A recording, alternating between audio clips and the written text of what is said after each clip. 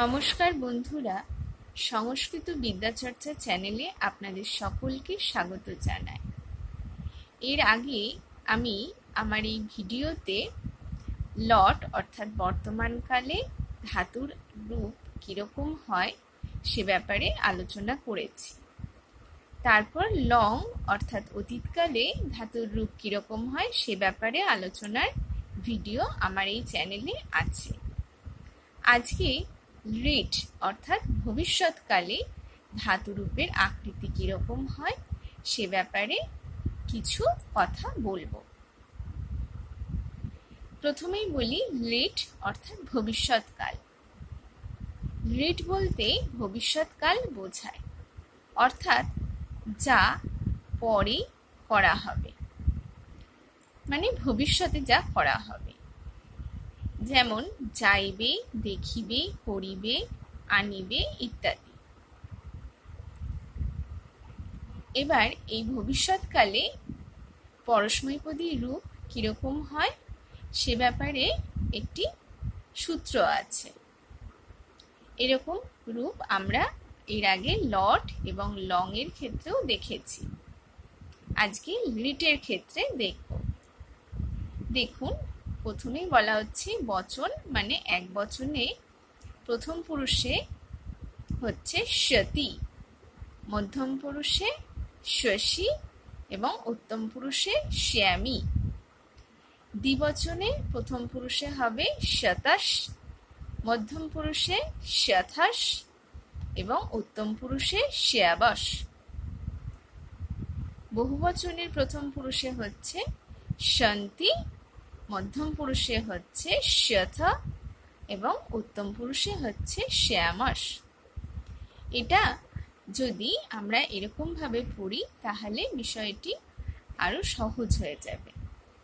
সতী শতশ সন্তি, শশী শতশ শথ, শ্যামী শ্যাবশ শ্যামশ। এবার দেখুন যে গম অর্থাৎ গমন করা বা যাওয়া ধাতুর পরস্মৈপদী রূপ এইখানে আমি দেখাচ্ছি। এই গম ধাতুর রূপ আমি এর আগে লট এবং লং এর ক্ষেত্রেও দেখিয়েছি। আজকে লিটের ক্ষেত্রে এই গম ধাতুর রূপ আপনাদেরকে দেখাবো।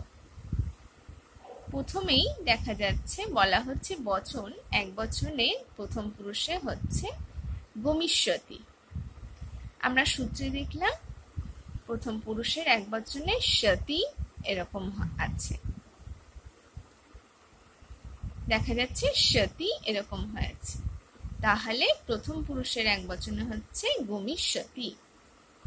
সেখানে আমি সহ গমিষ্যতি বলেছি, কারণ প্রথম পুরুষ মানে সে, তাহারা এরকম বোঝায়, যেটি তৎশব্দের রূপ। তাই তৎশব্দের প্রথমার এক বচনে হচ্ছে সহ। এবার দেখুন বলা হচ্ছে দ্বিবচনে। দ্বিবচনে বলা হচ্ছে গমিষ্যতঃ, কারণ সূত্রে বলা হয়েছিল শতশ। এখানে দন্তস্বয় হসন্ত মানে বিসর্গ। তাহলে দেখা যাচ্ছে গমিষ্যতঃ। এখানে আমি বলেছি তো গমিষ্যতঃ, যেহেতু তৎশব্দের দ্বিবচনের রূপ হবে তো। বহুবচনে হয়েছে গমিষ্যন্তি, যেহেতু সূত্রে ছিল সন্তি বহুবচনে প্রথম পুরুষে, তাই এখানে দেখানো হয়েছে তে গমিষ্যন্তি। তে হলো তৎশব্দের বহুবচনের রূপ।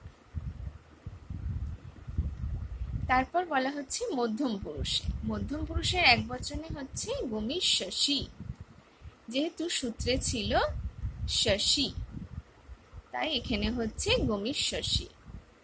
আমি এখানে বললাম ত্বং গমিষ্যসি, মধ্যম পুরুষ মানে তুমি তোমরা, তাই এখানে হবে যুষ্মৎ শব্দের রূপ ত্বং, প্রথম পুরুষের এক বচনে, মধ্যম পুরুষের এক বচনে গমিষ্যসি। ত্বং গমিষ্যসি হলো। এবার বলা হচ্ছে মধ্যম পুরুষের দ্বিবচনে হচ্ছে গমিষ্যথঃ, যেহেতু সূত্রে ছিল শথস, শথস মানে দন্তস্বর হসন্তর জায়গায় বিসর্গ হচ্ছে, তাহলে এখানে হবে গমিষ্যথঃ। এখানে আমি বলেছি যুবাং গমিষ্যথঃ। যুবাং হলো যুষ্মৎ শব্দের দ্বিবচনের রূপ। তারপর বলা হচ্ছে বহুবচনে গমিষ্যথ। গমিষ্যথ এই কারণে বলা হলো সূত্রে রয়েছে শথ, তাই গমিষ্যথ এরকম হচ্ছে। এখানে আমি বলেছি জুয়ং গমিষ্যথ, যেহেতু যুষ্মৎ শব্দের বহুবচনের রূপ হয় জুয়ং। তারপর উত্তম পুরুষে বলা হচ্ছে গমিষ্যামি, সূত্রে রয়েছে শ্যামি, তাই এখানে হচ্ছে গমিষ্যামি। অহং গমিষ্যামি, উত্তম পুরুষ মানে আমি, আমরা। আমি বলতে অস্মৎ শব্দের প্রথমার একবচনের রূপ হবে অহং।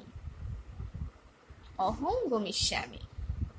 তারপর বলা হচ্ছে গমিষ্যাবহ, দ্বিবচনের রূপ, যেহেতু সূত্রে রয়েছে শ্যাবস। শ্যাবস বলতে দন্তস্বর হসন্তর জায়গায় এখানে বিসর্গ আছে, তাই শ্যাবহ এরকম হলো গমিষ্যাবহ। আবাং গমিষ্যাবহ, আবাং হলো অস্মৎ শব্দের দ্বিবচনের রূপ। তারপর বহুবচনে বলা হচ্ছে গমিষ্যামহ, যেহেতু সূত্রে আছে শ্যামস, শ্যামসের দন্তস্বর হসন্তের জায়গায় বিসর্গ, তাহলে গমিষ্যামহ এরকম হলো। বয়ং গমিষ্যামহ, বয়ং অস্মৎ শব্দের বহুবচনের রূপ বয়ং। আশা করি তাহলে আজকের বিষয় বুঝতে আপনাদের অসুবিধা হয়নি। আজকের আলোচনা তাহলে এ পর্যন্ত, অন্যদিন আবার অন্য কোনো বিষয় নিয়ে আলোচনা করব।